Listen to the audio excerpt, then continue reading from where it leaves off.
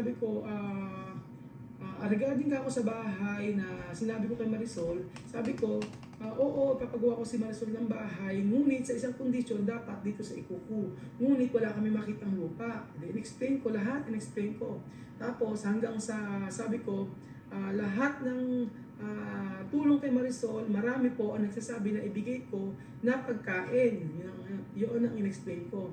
Hanggang sa sabi ko, and then meron pa kami usapan ni Marisol na siya ay pupunta ng Pilipinas, babayaran ko ang ticket